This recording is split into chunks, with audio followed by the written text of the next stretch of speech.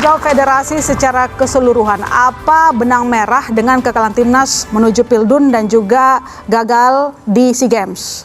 Kalau saya sih tidak melihat bahwa ini kita harus menyalahkan federasi ya. Oh gitu. Nggak ini apa.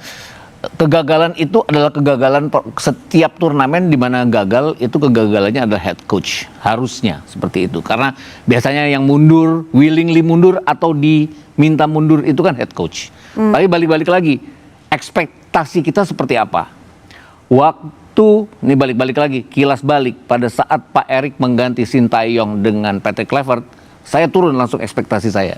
Track recordnya Kluivert itu gagal. Jadi kalau nggak lolos, ya oke-oke aja gitu loh. Saya nggak melihat bahwa itu sebuah apa ya, kita luar biasa kalau kita demikian benar-benar lolos sampai ke putaran keempat dan lolos ke putaran kelima. Tapi enggak. Jadi sama dengan Indra Syafri. Indra Syafri uji cobanya di SEA Games, menjelang SEA Games, kan kalah dari India, draw dari India, kalah dari Mali 0-3 yang langsung Pak Indra Syafri sendiri bilang bahwa nggak usah takut kalah dari Mali, lawan-lawan kita tidak ada yang sehebat Mali. Dia nggak lihat apa, waktu kita kerepotan lawan Filipina di Under-23 dipegang oleh Gerard van den Berg. Jadi saya ekspektasinya adalah ini hanyalah excuse bahwa nanti kalau kita gagal, ya akan gimana gitu dalihnya. Jadi saya tidak menganggap, sama kayak Joy, ini bukan gagal total, tapi ini kegagalan Indra Syafri sendiri untuk mengatasi timnya mengalahkan lawan-lawannya. Itu. Kemudian kalau kita lihat pertandingan kedua melawan Mali, 2 sama. Semua orang kan ekspektasi tinggi waktu itu. Oh kita menahan Mali, jagoan Afrika, 2-2. Tapi lihat nggak Mali mainnya? Beda dengan Mali pada saat pertandingan pertama. Saya belum pernah lihat sebuah tim yang demikian hebatnya di 2/3, di sepertiga lapangan lawan dengan segala macam capping bolanya bagus, dribble bagus, kemudian menguasai bola dengan bagus, tidak pernah blunder, tapi di daerah pertahanan sendiri seperti dalam tanda kutip sengaja melakukan blunder. 2 gol kita itu kan datang dari blundernya Mali. Jadi saya berpikir bahwa ini Mali menurunkan permainan mereka. Jadi ekspektasi kita tinggi, tapi waktu SEA Games lawan kita Filipina, saya bilang di Kompas juga kok waktu itu, hati-hati dengan Filipina. Kita hanya menang gol bunuh diri lewat lemparan ke dalam. Jadi nggak heran kalau kita kalah lawan Filipina. Lawan Myanmar pun sebenarnya babak pertama lebih berkembang permainannya. Kalau melihat mereka tahu kapan harus long ball, kapan harus vertical passing, kapan harus end passing, walaupun hanya 1 gol. Sama seperti kita, nggak bagus mereka penyelesaiannya. Jadi kalau dibilang gagal total, ya ekspektasi saya memang gagal total. Jadi nggak menganggap ini sebuah kegagalan total. Tapi ini salahnya Indra Syafri, iya. Bukan salahnya federasi. Ya orangnya udah dipecat sih. Ya mungkin kalau bicara salahnya federasi adalah tadi yang Joy bilang, pembinaan yang tidak jalan segala macam. Kemudian kalau salahnya ketua umum adalah yang mengganti pelatih, ya Tom ya. Salah ya, bukan Tommy. Bukan. Itu framing. Dari tadi semua kasih itu mulu, saya ke lupa hitung statistik.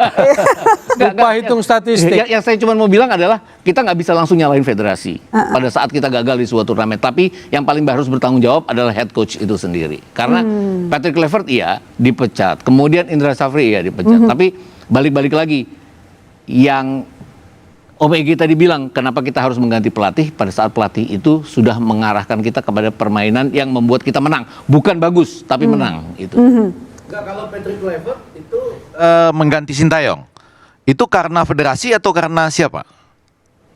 Gimana? Pada waktu pelatih diganti, kan akhirnya kan kalau kalah pelatih yang salah nih. Iya, betul. Logikanya pelatih itu dipilih oleh federasi. Atau diganti oleh? Ditunjuk oleh federasi. Bukan oleh supporter ya? Bukan. Oke. Logika itu saya perlu logika itu. Baik, Bung Toel. Diganti karena kondisi. Gimana? Diganti karena kondisi. Karena kondisi oleh federasi. Iya. Clear kan? Kalau Bung Toel gimana? Clear tapi ya. Clear. Karena kondisi dan dipilih oleh federasi. Iya. Ya. Bung Toel, Jadi banyak ilusi ini. Kebetulan juga Prof. Egy kan pakar komunikasi. Lagi menang diputus. Menangnya lawan Arab. Sekali dari 6 pertandingan. Mau ditarik mundur ke November 2023. Kita bacainnya satu-satu ya, supaya kita punya ukuran yang objektif. Saya mengkritisi Sintayong sejak 2022, sejak ketua umumnya Iwan Bule. Saya udah kritisi. Saya kritisi malah di awal 2024 diperpanjang April. Gara-gara banyak yang ngomong udah kelas Asia, udah level Asia. King Indo. King Indo, ilusi kan. Saya kan nggak pernah termehe-mehe sebagai pengamat. Datang naturalisasi nggak pernah termehe-mehe. Kalian marah, kalian nyerang gitu loh. Kalian nggak bisa ukur sepak bolanya. Nih, mulai dari dia janjinya waktu dipilih apa? Janji juara. Jejak digitalnya ada. Kami PSSI memilih Sinteyong karena janji juara AFF. Luis Milla nggak berani janji. Kejadian 3 kali AFF loh. 20, 22, 24. Zong. SEA Games 2021 pakai 3 pemain senior. Hanya peringkat 3. Menang adu penalti dengan Malaysia. Pemain seniornya Fahrudin, Maklok, Ricky Kambuaya nggak bisa dimaksimalkan juga. Generasi itu baru jadi di 2023 oleh Indra Safri jadi emas yang 2021. Oke? Main AFF sama Vietnam ditekan abis 70-30 di wilayah pertandingan sendiri. Kita bisa kualitas permainan. Baru perbaikan ketika apa? Datang naturalisasi kan. Maka saya kasih sebuah tesis. Ini bagus pelatihnya atau bagus pemainnya. Lalu kan semua datang tuh. Apa pembenaran yang terjadi di media sosial, fondasi, potong generasi, ini apa, counter defense, bla bla bla bla bla bla. Dia nggak menemukan kualitas sepak bola kita, dia nggak menemukan. Siapa pemain yang berhasil muncul tuh sangat sedikit sekali dalam kurun dari 2020 sampai 2024. Itu pertimbangan sepak bola. Tapi yang terjadi kan kesukaan secara sentimental, emosional, bla bla bla bla, ilusi media gitu loh. November 2023 5-1 di Basra sama Irak kalah, sama Filipina 1-1. Masuk Januari persiapan Piala Asia lawan Irak 0-3. Iran 0-3 lawan Libya juga. Ya. Cukup besar angkanya 0-5. Masuk Piala Asia 1-3 Irak. Lalu sama Jepang juga kalah. Menangnya sama siapa? Vietnam 1-0. Penalti. Asnawi. Itu di situ. Lolos karena disundul Kirgistan. Kalau orang bicara kan lolos yang penting ke 16 besar. Yes, tapi orang bola akan lihat. Ini lolos karena disundul orang atau ini lolos karena kualitas yang dibangun. Oke. Kan kita nggak mau jujur kayak gitu. Karena takut diserang netizen. Nanti nggak populer gitu kan. Saya bodoh amat gitu loh. Pak Nurdin lihat punya respect yang besar sportif. Nih kalian-kalian yang dulu suka goyang-goyang PSSI fair gitu. Yes. Ya nggak apa-apa. Maksud saya lihat itunya gitu loh. April diperpanjang loh. Level Asia katanya. Oh. Nih di Maret lanjutan babak 3 atau babak 2 yang itu lawan Vietnam 1-0 di GBK. Menang di Hanoi. Begitu ada siapa di Hanoi 3-0? ZIZ, Tom Hai, Ragnar. Berarti menurut Anda yang salah tetap federasi? Soal apa? Ya soal kita gagal ke field goal, performanya yang ada. Piala Dunia no. Piala Dunia no. No. Kalau SEA Games baru. Ukuran gagalnya di mana Piala Dunia? Memang pernah ada federasi yang mengantarkan Indonesia ke Piala Dunia. Justru kalian dibikin happy, yang kalau kata Joy tadi bahasanya halusinasi. Kan saya doang yang cerewet gitu loh. Yang kemudian kalian benci, ya Akmal, Joy juga lah cerewet.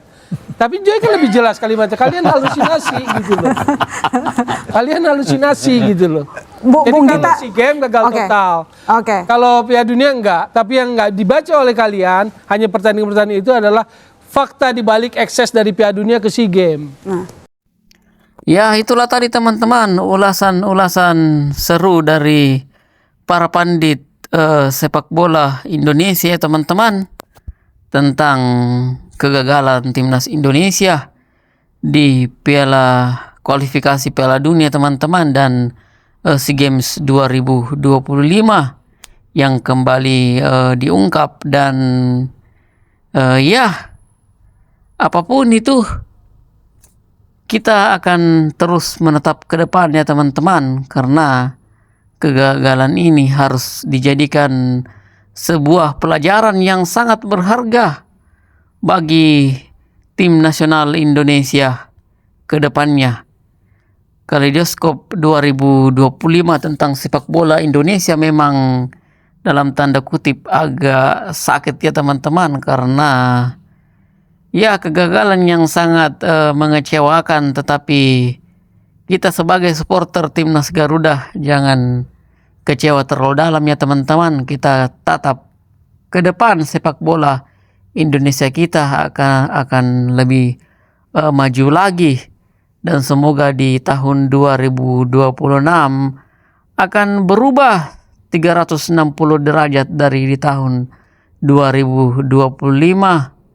Apalagi kita sedang menunggu pelatih tim nasional Indonesia, teman-teman, yang bisa dikatakan sudah 100% akan menjabat sebagai kepala timnas Indonesia, yaitu John Hertman ya teman-teman. Dan ya, kita akan tunggu prestasi-prestasi tim John Hertman itu sendiri agar timnas Garuda kita bisa melangkah jauh, karena di 2026 akan ada beberapa turnamen yang cukup bergengsi menunggu kita.